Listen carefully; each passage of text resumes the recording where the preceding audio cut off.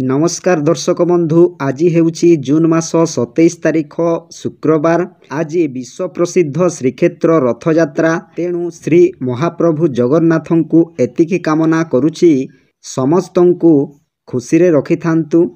तो आसंतु आज सकाळर टॉप 20 गुरुत्वपूर्ण खबर उपरे नजर पकाइबा।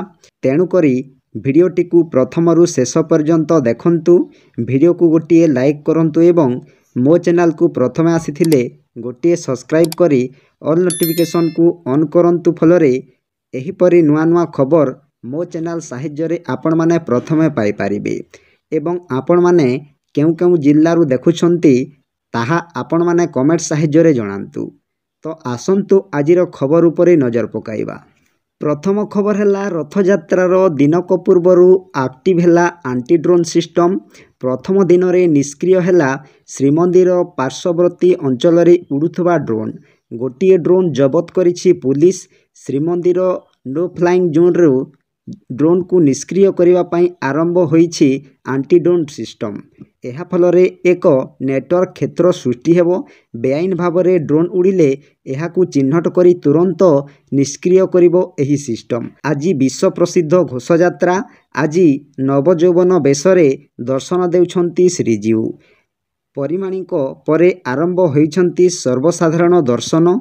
15 दिन परे पतितपावनंकु देखि भक्ति रे विभोर होइछंती भक्त। अणसर घरे गुप्तनीति परे सुस्थ होइछंती महाप्रभु। 15 दिनर अणसर शेष करी आज श्री विग्रह अणसर पिंडीरु भक्तंकु नवजौवन बेशरे दर्शन देउछंती। सकाळ 8 टारु आरंभ होइतला पारमाणिक दर्शन। घंटाए पारमाणिक दर्शन पर आरंभ होइछि सर्वसाधारण दर्शन। 10:30 टा जाए सर्वसाधारण दर्शन चलिबो। परवर्ती खबर, प्रधानमंत्री आवास योजना पई आवेदन आरंभ। Rajiv Gandhi housing corporation limited Bengaluru. केंद्र सरकार PMAY 2.0 अधीन रे घर बिना एवं प्लट बिना रहुथिबा परिवारंकु घर जोगाइबा पाई आवेदन फॉर्म प्रकाश करिछि। एथिपाई आपण सरकारी वेबसाइट विजिट करी आवेदन करि परिबे। किए योग्य हुबली धारवाड़ म्युनिसिपल कॉर्पोरेशन अंतर्गत बासिंदा जो माने कोनोसी वार्ड किंबा क्षेत्र सहित जड़ित नुहंती, बासहीन किंबा भूमिहीन परिवार वर्गरे अछंती, एही योजना रे आवेदन करबाकू योग्य। केतेबेले एवं किपरि आवेदन करिवे? योग्य हिताधिकारी माने केंद्र सरकारक सरकारी वेबसाइट pmay.urban.gov.in माध्यम रे 15 जुलाई 2025 किंबा ता पूर्वरु ऑनलाइन आवेदन फॉर्म पूरण करि परिबे। Hubli Dharwad municipal corporation commissioner एक विज्ञप्ति अनुसार अधिक विवरण पई आवेदनकारी 0836221348 रे जोगाजोग करि परिबे। आवश्यक डॉक्यूमेंट है परिचय प्रमाणपत्र, आय प्रमाणपत्र, ठिकाना प्रमाणपत्र एवं संपत्ति विवरणी। परवर्ती खबर, उत्तर और पश्चिम ओडिशा रे ऑरेंज अलर्ट जारी करिछि आंचलिक पाणीपाग विभाग। राज्य रे 2 दिन लगाण वर्षा नै सतर्कता जारी। आज हेउछि विश्व प्रसिद्ध रथयात्रा रे प्रबल वर्षा नै आशंका रहिछि। उत्तर पश्चिम ओडिशा को ऑरेंज वार्निंग जारी करा जाइछि। केन्दुझर, मयूरभंज, सुंदरगढ़, संबलपुर को ऑरेंज अलर्ट जारी होइतबा बेले 16टी जिल्ला रे प्रबल वर्षा नै येलो अलर्ट जारी करिछि। सेहीपरि पुरी, खोर्धा, नयागढ़ प्रबल वर्षा नै आशंका रहिछि। भुवनेश्वर रे मध्य अति प्रबलरु अति प्रबल वर्षा नै पूर्वानुमान करा जाइछि। परवर्ती खबर, प्रति जिल्लारु पुरी को गड़िबो बस। रथयात्रा पाई प्रशासन पक्षरु ए प्रकार निष्पत्ति निया जाइछि। ए संक्रांत रे परिवहन मंत्री विभूति जेना देले सूचना। 28टी जगह रे पार्किंग व्यवस्था करिछि स्थानीय प्रशासन। 200 रु अधिक ऑटो मागणा सेवा जोगाइबे। मागणा भोजन व्यवस्था मध्य करा जाइछि। अन्यपटे घरोई बस चढ़ा दर कले कार्यानुष्ठान ग्रहण करा जिवो बोली मंत्री चेतावनी दैछंती। परवर्ती खबर, बॉलीवुड रो वरिष्ठ अभिनेता अमिताभ बच्चन निजर पावरफुल वॉइस एवं अभिनय पाई जनाशुना। आमे प्रतिदिन आमर फोन कॉल समय रे अभिनेतांको स्वर शुणी पारुथिलु, जेउथिरे से आमकु साइबर ठकेई विषय रे सतर्क रहिबाकू कहूथिले। तेबे आजि ठारू आपण आउ कॉल करिबा समय रे सही स्वर शुणिबे नाही। कारण जानंतु साइबर ठकेई विषय रे नागरिक मानंकु सचेतन करिबा पाई भारत सरकारंको द्वारा एक अभियान आरंभ करा जायथिला। ଏହା ମାଧ୍ୟମରେ ଫୋନ୍ର କଲର୍ ଟ୍ୟୁନ୍ରେ ଅମିତାଭ ବଚ୍ଚନଙ୍କ ସ୍ୱର ଶୁଣାଯାଉଥିଲା। ଗୁରୁବାରଠାରୁ ଅଭିନେତା ସ୍ୱର ଶୁଣାଯିବ ନାହିଁ। ଏକ ରିପୋର୍ଟ ଅନୁଯାୟୀ ଏହି ଅଭିଯାନ ଶେଷ ହେବା ପରେ ଭାରତ ସରକାର କଲର୍ ଟ୍ୟୁନ୍କୁ ମଧ୍ୟ ବନ୍ଦ କରିବାକୁ ନିଷ୍ପତ୍ତି ନେଇଛନ୍ତି। ପରବର୍ତ୍ତୀ ଖବର, ବାଲେଶ୍ୱରରେ ଏକ ଗୋଷ୍ଠୀ ଗୃହର ଅବୈଧ ଭାଙ୍ଗିବା ଘଟଣାକୁ ବୁଲଡୋଜର ଜଷ୍ଟିସର ଏକ ଉଦ୍ବେଗଜନକ ଘଟଣା ବୋଲି ବର୍ଣ୍ଣନା କରି ଓଡ଼ିଶା ହାଇକୋର୍ଟ ରାଜ୍ୟ ପ୍ରଶାସନକୁ କଡ଼ା ସମାଲୋଚନା କରିଛନ୍ତି। ନ୍ୟାୟମୂର୍ତ୍ତି ସଞ୍ଜୀବ କୁମାର ପାଣିଗ୍ରାହୀଙ୍କ ନେତୃତ୍ୱରେ ଜୁନ୍ 20ରେ ଦିଆଯାଇଥିବା ରାୟରେ କୁହାଯାଇଛି ଯେ 1985ରେ ନିର୍ମିତ ଏବଂ 2016ରୁ 2018 ମଧ୍ୟରେ ଜନସାଧାରଣ ଅର୍ଥରେ ପୁନଃନିର୍ମାଣ ହୋଇଥିବା ଏହି ଗୋଷ୍ଠୀ ଗୃହକୁ ରାଜସ୍ୱ ବିଭାଗ ଦ୍ୱାରା 2024 ଡିସେମ୍ବର 14ରେ ଭାଙ୍ଗି ଦିଆଯାଇଥିଲା। ପରବର୍ତ୍ତୀ ଖବର, କୋରାପୁଟ ସୀମାନ୍ତ କୋଟିଆରେ ରଥ ଟାଣିବେ ରାଜସ୍ୱ ମନ୍ତ୍ରୀ। ପ୍ରଥମ ଥର ପାଇଁ କୋଟିଆରେ ହେବ ରଥଯାତ୍ରା, ଯେଉଁଥିରେ ରାଜସ୍ୱ ମନ୍ତ୍ରୀ ସୁରେଶ ପୂଝାରୀଙ୍କ ସହ ଏକାଧିକ ମନ୍ତ୍ରୀ ସାମିଲ ହେବେ। ପ୍ରଥମ ଥର କୋଟିଆ ରଥଯାତ୍ରାରେ ସାମିଲ ହେବେ ମନ୍ତ୍ରୀ। କୋଟିଆବାସୀଙ୍କ ଅନୁରୋଧ ପରେ ଯିବେ ରାଜସ୍ୱ ମନ୍ତ୍ରୀ। ଆସନ୍ତାକାଲି ସୁଦ୍ଧା କାର୍ଯ୍ୟକ୍ରମ ଚୂଡ଼ାନ୍ତ ହେବ। ପୁରୀ ରଥଯାତ୍ରା ପରଦିନ କୋଟିଆରେ ହେବ ରଥଯାତ୍ରା। ପରବର୍ତ୍ତୀ ଖବର, ପିଏଫ୍ କର୍ମଚାରୀଙ୍କ ପାଇଁ କେନ୍ଦ୍ର ସରକାର ଅନେକ ଯୋଜନା କରିଛନ୍ତି, ଯାହାଦ୍ୱାରା ଲୋକମାନେ ଅନେକ ସମୟରେ ଲାଭବାନ ହୁଅନ୍ତି। ଆପଣ ଜାଣିଛନ୍ତି କି ପିଏଫ୍ କର୍ମଚାରୀମାନେ ମଧ୍ୟ 50,000 ଟଙ୍କା ଅତିରିକ୍ତ ଲାଭ ପାଇବେ। ଚାକିରି ସମୟରେ ଯଦି ଆପଣଙ୍କର ପିଏଫ୍ କଟାଯାଇଥାଏ, ତେବେ ଆପଣଙ୍କୁ ଗୁରୁତ୍ୱପୂର୍ଣ୍ଣ ଜିନିଷଗୁଡ଼ିକ ଜାଣିବାକୁ ପଡ଼ିବ, ଯାହାଦ୍ୱାରା ଆପଣ ସହଜରେ ଫାଇଦା ଉଠାଇ ପାରିବେ। ଇପିଏଫ୍ର ଏପରି ଏକ ଫର୍ମ ଅଛି ଯେଉଁଥିରେ ଲୟାଲିଟି କମ୍ ଲାଇଫ୍ ସୁବିଧା ଅନ୍ତର୍ଭୁକ୍ତ। ଏଥିରେ କର୍ମଚାରୀଙ୍କୁ ସିଧାସଳଖ 50,000 ଟଙ୍କା ସୁବିଧା ଦିଆଯାଏ। ଆପଣଙ୍କୁ କେବଳ ଏହାର ସର୍ତ୍ତ ପୂରଣ କରିବାକୁ ପଡ଼ିବ। ପରବର୍ତ୍ତୀ ଖବର, ବଙ୍ଗୋପସାଗରରେ ସୃଷ୍ଟି ହେଲା ଲଘୁଚାପ। ଉତ୍ତର ଓଡ଼ିଶା ଓ ପଶ୍ଚିମବଙ୍ଗ ଉପକୂଳରେ ଲଘୁଚାପ। ସକ୍ରିୟ ଘୂର୍ଣ୍ଣିବଳୟ ପ୍ରଭାବରେ ସୃଷ୍ଟି ହେଲା ଲଘୁଚାପ। ଏହା ପଶ୍ଚିମ ଉତ୍ତର ପଶ୍ଚିମ ଦିଗରେ ଗତି କରିବ। ଏହାରି ପ୍ରଭାବରେ ଉତ୍ତର ଓଡ଼ିଶାରେ ପ୍ରବଳ ବର୍ଷା ହେବାର ସମ୍ଭାବନା ରହିଛି। ଆସନ୍ତା 12 ଘଣ୍ଟାରେ ଲଘୁଚାପ କ୍ଷେତ୍ର ସୃଷ୍ଟି ନେଇ ସତର୍କ କରାଇଛି ପାଣିପାଗ ବିଭାଗ। ଲଘୁଚାପ ପ୍ରଭାବରେ 4ଟି ଜିଲ୍ଲାରେ 3 ଦିନ ପ୍ରବଳ ବର୍ଷା ନେଇ ସତର୍କତା ଜାରି କରାଯାଇଛି। ସୁନ୍ଦରଗଡ଼, ସମ୍ବଲପୁର, କେନ୍ଦୁଝର ଓ ମୟୂରଭଞ୍ଜରେ ହେବ ପ୍ରବଳ ବର୍ଷା। ବିଜୁଳି ଘଡ଼ଘଡ଼ି ସହିତ ଅତି ପ୍ରବଳରୁ ପ୍ରବଳ ବର୍ଷା ନେଇ ସତର୍କତା ଜାରି କରାଯାଇଛି। ଆଞ୍ଚଳିକ ପାଣିପାଗ ବିଜ୍ଞାନ କେନ୍ଦ୍ର ପକ୍ଷରୁ 4 ଜିଲ୍ଲାକୁ ଅରେଞ୍ଜ ୱାର୍ଣ୍ଣିଂ ଜାରି କରାଯାଇଛି। ପରବର୍ତ୍ତୀ ଖବର, ଭାରତୀୟ ବାୟୁସେନାର ଗ୍ରୁପ୍ କ୍ୟାପ୍ଟେନ୍ ଶୁଭାଂଶୁ ଶୁକ୍ଲା 39 ବର୍ଷୀୟ ପାଇଲଟ ତଥା ମହାକାଶଚାରୀ ଅନ୍ତର୍ଜାତୀୟ ମହାକାଶ କେନ୍ଦ୍ରରେ ପହଞ୍ଚି ତାଙ୍କର ପ୍ରଥମ ବାର୍ତ୍ତା ପଠାଇଛନ୍ତି। ଏକ୍ସିୟମ୍ 4 ମିଶନ ମାଧ୍ୟମରେ ସ୍ପେସ୍ଏକ୍ସର ଫାଲକନ 9 ରକେଟରେ ଫ୍ଲୋରିଡାର କେନେଡି ସ୍ପେସ୍ ସେଣ୍ଟରରୁ ମଙ୍ଗଳବାର ଦିନ ତାଙ୍କର ଐତିହାସିକ ଉଡ଼ାଣ ହୋଇଥିଲା। 41 ବର୍ଷ ପରେ ଭାରତର ମାନବ ମହାକାଶ ଯାତ୍ରାର ଏହା ଏକ ଗୁରୁତ୍ୱପୂର୍ଣ୍ଣ ମାଇଲଖୁଣ୍ଟ। ନମସ୍କାର, ମୁଁ ମହାକାଶରୁ କହୁଛି। ମୋ ସାଙ୍ଗମାନଙ୍କ ସହ ଏଠାରେ ରହି ମୁଁ ବହୁତ ଖୁସି। ଉଡ଼ାଣ ସମୟରେ ମୋ ମନରେ କେବଳ ଏକମାତ୍ର ଚିନ୍ତା ଥିଲା, ଚାଲ ଯାହା ହେଉ। ଯେତେବେଳେ ରକେଟ୍ ଉଡ଼ିଲା, ସିଟ୍ରେ ପଛକୁ ଠେଲା ହେଉଥିବା ଅନୁଭବ ଅଦ୍ଭୁତ ଥିଲା। ତାପରେ ହଠାତ୍ ସବୁ ଶାନ୍ତ, ମୁଁ ଶୂନ୍ୟରେ ଭାସୁଥିଲି, ଶୁଭାଂଶୁ କହିଛନ୍ତି। ପରବର୍ତ୍ତୀ ଖବର, କର୍ଣ୍ଣାଟକରେ ସ୍ୱାସ୍ଥ୍ୟ ସୁରକ୍ଷାକୁ ନେଇ ଏକ ବଡ଼ ସତର୍କତା ଜାରି କରାଯାଇଛି। ରିପୋର୍ଟ ମୁତାବକ 14ଟି ବିଭିନ୍ନ କମ୍ପାନୀର ଔଷଧ ଗୁଣାତ୍ମକ ମାନ ପୂରଣ କରିନାହିଁ। ରାଜ୍ୟ ସରକାର ଏହି ଔଷଧଗୁଡ଼ିକର ବିକ୍ରୟ, ବ୍ୟବହାର ଏବଂ ସଂରକ୍ଷଣକୁ ତୁରନ୍ତ ନିଷିଦ୍ଧ କରିବାକୁ ଏକ ନିର୍ଦ୍ଦେଶ ଜାରି କରିଛନ୍ତି।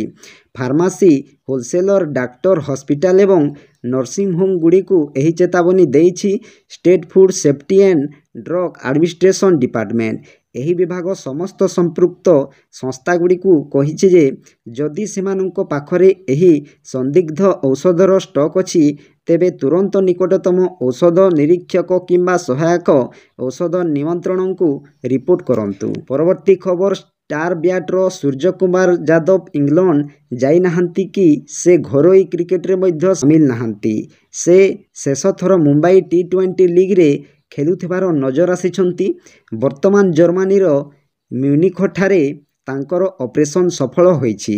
ସୂର୍ଯ୍ୟ ଭାରତୀୟ ଟି-20 ଟିମ୍ର କ୍ୟାପ୍ଟେନ୍ ଏବଂ ଦ୍ରୁତ ବେଗରେ ରନ୍ କରିବା ଲାଗି ଜଣାଶୁଣା। ସୂର୍ଯ୍ୟକୁମାର ନିଜେ ଦେଲେ ସୂଚନା।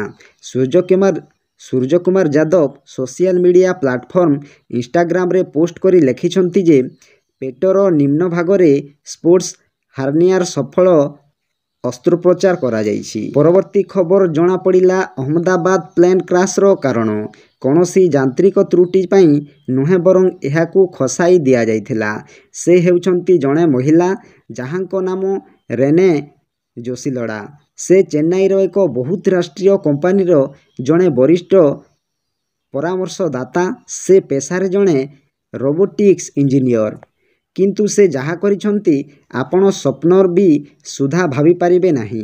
ଅହମ୍ମଦାବାଦ ଏୟାର ଇଣ୍ଡିଆ ଦୁର୍ଘଟଣାର ଆଗାମୀ ଦିନ ବିଜେ ମେଡିକାଲ କଲେଜକୁ ଏକ ଇମେଲ୍ ଆସିଥିଲା। ଯେଉଁ ଇମେଲରେ ଲେଖା ହୋଇଥିଲା ଯେ ଗତକାଲି ଏୟାର ଇଣ୍ଡିଆ ବିମାନ ଦୁର୍ଘଟଣା ହୋଇଥିଲା। ଆଗକୁ ଆହୁରି ବି ଦୁର୍ଘଟଣା ହେବ। କିନ୍ତୁ ତଦନ୍ତରୁ ଜଣାପଡ଼ିଥିଲା ଯେ ଏହି ଧମକ ରେନେ ଜୋଶିଲଡ଼ା ନାମକ ଜଣେ ମହିଳା ପଠାଇଥିଲେ। କେବଳ ସେତିକି ନୁହେଁ, ସେ ସାରା ଗୁଜରାଟରେ 21ଟି ଧମକପୂର୍ଣ୍ଣ ଇମେଲ୍ ପଠାଇଥିଲେ। ଶେଷରେ ଏକ ଭୁଲ ଯୋଗୁଁ ସମ୍ପୂର୍ଣ୍ଣ ଘଟଣାଟି ସାମ୍ନାକୁ ଆସିଲା। 30 ବର୍ଷୀୟ ଇଞ୍ଜିନିୟର ରେନେ ଜୋଶିଲଡ଼ା ଶେଷରେ ଧରାପଡ଼ିଲେ। ପରବର୍ତ୍ତୀ ଖବର ପୁରୀ ରଥଯାତ୍ରା ଦେଖିବାକୁ ଆସୁଛନ୍ତି ଉପରାଷ୍ଟ୍ରପତି ଜଗଦୀପ ଧନକଡ଼। ଏହାସହ ଅନେକ ଶିଳ୍ପପତି ଏବଂ ଭିଭିଆଇପି ମଧ୍ୟ ପୁରୀ ଆସି ରଥଯାତ୍ରା ଦେଖିବେ। ପ୍ରଭୁ ଜଗନ୍ନାଥଙ୍କୁ ଦର୍ଶନ କରିବେ। କେନ୍ଦ୍ରମନ୍ତ୍ରୀମାନେ ଆସିବେ ପୁରୀକୁ। ବର୍ତ୍ତମାନ ସୁଦ୍ଧା 10ରୁ 12 ଜଣଙ୍କ ତାଲିକା ଆସିଛି। ରଥଯାତ୍ରା ପାଇଁ ପୁରୀକୁ କୋଣ ଅନୁକୋଣରୁ ଭକ୍ତ ଆସିବେ, ଦର୍ଶନ କରିବେ। ସେଥିପାଇଁ ପରିବହନ ବିଭାଗ ତରଫରୁ ପ୍ରତି ଜିଲ୍ଲାରୁ ବସ୍ ଆସିବ।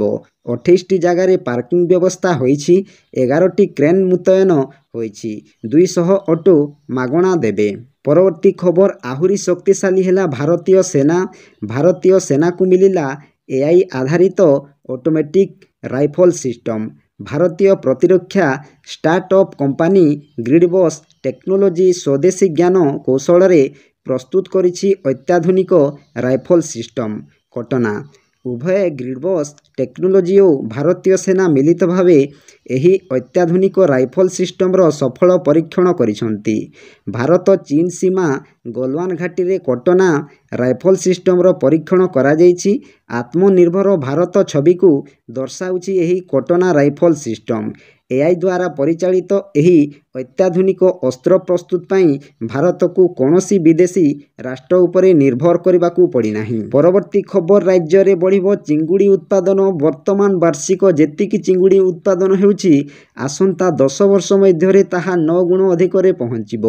ଏବେ ବାର୍ଷିକ 1,60,000 ଟନ୍ ଉତ୍ପାଦନ ହେଉଥିବା ବେଳେ 2036ରେ 9 ଲକ୍ଷ ଟନ୍ ଚିଙ୍ଗୁଡ଼ି ଉତ୍ପାଦନ ହେବ। ରପ୍ତାନି ମଧ୍ୟ ବୃଦ୍ଧି ପାଇବ। ଓଡ଼ିଶାର ଚିଙ୍ଗୁଡ଼ି ଦେଶ ବିଦେଶରେ ପହଞ୍ଚିବ। ଚିଙ୍ଗୁଡ଼ି ଚାଷୀଙ୍କ ଆର୍ଥିକ ମେରୁଦଣ୍ଡ ମଧ୍ୟ ସୁଦୃଢ଼ ହେବ। ଏଥିପାଇଁ ରାଜ୍ୟ ସରକାର ପ୍ରତିଷ୍ଠା କରିବେ ଓଡ଼ିଶା ଚିଙ୍ଗୁଡ଼ି ମିଶନ। ଏଭଳି ଏକ ଭିଜନ ରଖି ରାଜ୍ୟ ସରକାର ଏବେ କାମ ଆରମ୍ଭ କରିଛନ୍ତି। ଓଡ଼ିଶା ବଙ୍ଗୋପସାଗର ଉପକୂଳରେ ଅବସ୍ଥିତ ଥିବାରୁ ଦେଶର ଏହା ଗୁରୁତ୍ୱପୂର୍ଣ୍ଣ ସାମୁଦ୍ରିକ ରାଜ୍ୟ। ସାମୁଦ୍ରିକ ମତ୍ସ୍ୟ ବିକାଶ ପାଇଁ ଏହା ଆପାର ସୁଯୋଗ ରହିଛି। ତେଣୁ ସାମୁଦ୍ରିକ ଅର୍ଥନୀତିକୁ କିଭଳି ମଜବୁତ କରାଯିବ ସେ ନେଇ ରାଜ୍ୟ ସରକାର ଲକ୍ଷ୍ୟ ରଖିଛନ୍ତି। ପରବର୍ତ୍ତୀ ଖବର ଟିମ୍ ଇଣ୍ଡିଆର ଷ୍ଟାର ବ୍ୟାଟ୍ସମ୍ୟାନ୍ ରିଙ୍କୁ ସିଂଙ୍କ କ୍ୟାରିୟର ଅଳ୍ପ ଦିନର, କିନ୍ତୁ ତାଙ୍କର ରେକର୍ଡ ଅନେକ ଗୁଡ଼ିଏ ରହିଛି। 1997 ମସିହା ଆଲିଗଡ଼ରେ ଏକ ସାଧାରଣ ପରିବାରରେ ତାଙ୍କର ଜନ୍ମ। ବେଶ୍ ସଂଘର୍ଷମୟ ଜୀବନ ଦେଇ ଗତି କରୁଥିବା ରିଙ୍କୁ ଏବେ ବିଳାସମୟ ଜୀବନ ବିତାଉଛନ୍ତି। ଏବେ ତାଙ୍କୁ ସରକାରୀ ଚାକିରି ଦେଇଛନ୍ତି ଉତ୍ତରପ୍ରଦେଶ ସରକାର। ରିଙ୍କୁ ସିଂଙ୍କୁ ମୌଳିକ ଶିକ୍ଷା ଅଧିକାରୀ ପଦବୀରେ ନିଯୁକ୍ତି ଦିଆଯାଇଛି। ଏହି ନିଯୁକ୍ତି ପ୍ରତ୍ୟକ୍ଷ ନିଯୁକ୍ତି ନିୟମ ଅନୁଯାୟୀ କରାଯାଇଛି, ଯାହା ତାଙ୍କ ପାଇଁ ଏକ ବଡ଼ ସଫଳତା। ଭାରତୀୟ କ୍ରିକେଟ ଦଳ ପାଇଁ ଟି-20 ଆନ୍ତର୍ଜାତୀୟ ମ୍ୟାଚ୍ ଚମତ୍କାର ପ୍ରଦର୍ଶନ କରୁଥିବା ରିଙ୍କୁ ସିଂ ଏବେ ଶିକ୍ଷା କ୍ଷେତ୍ରରେ ସେବା କରିବେ। ପରବର୍ତ୍ତୀ ଖବର ପୂଜାରୀ ନିଯୁକ୍ତି ପାଇଁ ବାହାରିଲା ବିଜ୍ଞପ୍ତି। ଶ୍ରୀରାମ ଜନ୍ମଭୂମି ପରିସରରେ ନିର୍ମାଣ ହେଉଥିବା 14ଟି ନୂଆ ମନ୍ଦିରରେ ଦେବୀ ଦେବତାଙ୍କ ପ୍ରାଣ ପ୍ରତିଷ୍ଠା ପରେ ଏବେ ସେଠାରେ ପ୍ରତିଦିନ ପୂଜା କରିବା ପାଇଁ ପୂଜାରୀଙ୍କ ନିଯୁକ୍ତି ପ୍ରକ୍ରିୟା ଆରମ୍ଭ ହୋଇଛି। ଏଥିପାଇଁ ଶ୍ରୀରାମ ଜନ୍ମଭୂମି ତୀର୍ଥକ୍ଷେତ୍ର ट्रस्ट तरफरु विधिबद्ध भावे विज्ञप्ति जारी करा जायछि जेउथिरे इच्छुक प्रार्थी माने आवेदन करि पारिबे। ट्रस्ट तरफरु कहा जायछि जे पुजारी नियुक्ति प्रक्रिया रे समस्तंकु मौका मिलिबो हेले अयोध्यार युवकंकु एथिरे प्राथमिकता दिया जिवो। आशायी प्रार्थी माने श्री राम जन्मभूमि तीर्थक्षेत्र ट्रस्टर ऑफिशियल वेबसाइट को जाई जून 26 तारिख रु 30 तारिख भितर ऑनलाइन रे आवेदन करि पारिबे। परवर्ती खबर उन्नयन कमिशनर तथा अतिरिक्त मुख्य शासन सचिव अनु गर्गंक अध्यक्षतार लोकसेवा भवन स्थित सम्मेलनी कक्षरे सुभद्रा सोसाइटीर चतुर्थ परिचालना परिषद बैठक बुधवार अनुष्ठित हो जाइछि। आसंता राखी पूर्णिमा अगस्ट 9 तारिख रे सुभद्रार तृतीय किस्ती प्रदान प्रस्ताव को एही बैठक रे अनुमोदन करा जाइछि। सुभद्रा योजनार अत्यावधि प्रशासनिक और आनुष्ठांगिक खर्च को मध्य एही बैठक रे अनुमोदन करा जाइछि। Indian Institute of Public Administration New Delhi द्वारा ओडिशार जिला मानकरे सुभद्रार प्रभाव विषय उपरे हेबाकु थिबा अध्ययनर प्रस्तुति और प्रक्रिया उपरे उपस्थापन करा जाइथिला। एही परिप्रेक्षी रे सबु वर्गर सुभद्रा हिताधिकारी उपरे सुभद्रा सहायतार प्रभाव एहार उपयोग और डिजिटल आर्थिक अंतर्भुक्तकरण संबंध में विशद आलोचना करा जाइथिला। परवर्ती खबर आज महाबाहुंक विश्व प्रसिद्ध रथयात्रा चतुर्धा मूर्ति काली रत्नदेवी छाड़ी बड़दाण्ड को आसवे भक्तों तांकर दिव्य दर्शन देवाकू एने कार्यसूची धार्य करा जाइछि। आज 9टारे 3 रथ को प्रतिष्ठा करा जिवो। 9:15 रे मंगलापर्ण परे 9:30 रु पहंडी हेबो। मध्याह्न 12:30 सुधा दारु विग्रह रथारूढ़ हेबे। 2:30 रु 3:30 मध्य रे गजपति महाराजा छेरा पहरा करिबाकू थिबा बेले चारमाळ फिटा जाई अपराह्न 4टारे रथ टणा अनुष्ठित हेबाकू निष्पत्ति निया जाइछि। देवस्नान पूर्णिमा रे श्री विग्रह माने 108 गरा सुवासित जलरे स्नान करी ज्वरे पीड़ित होई 15 दिन अणसर रही गुप्त सेवा हेबा परे गुरुवार नेत्र उत्सव रे भक्तों को दर्शन देबे। एथिसह महाप्रभु नय यौवन बेसरे सजाई हेबे। एथिपाई श्रीमंदिरर प्रशासन पक्षरु व्यापक व्यवस्था ग्रहण करा जाइछि। एहा थिला आजिर 20टी खबर। तो आपण माने जानि पारिले आपण मानकु केमिति लागिला निश्चय कमेंट माध्यम रे जणाइबे एवं आपण माने केउ केउ जिल्ला गुडी करू देखुछंती निहाती आपण माने कमेंट साहाय्य रे जणाइबे। भिडियोटी जदि भल लागि थाए गोटिए लाइक करंतु एवं मो चैनल को प्रथमे आसीथिले गोटिए सब्सक्राइब करंतु जे एही परि नुआ नुआ खबर आपण मानक ठारे प्रथमे पहुंचिबो। भिडियो को एटीएन करूछि। जय जगन्नाथ।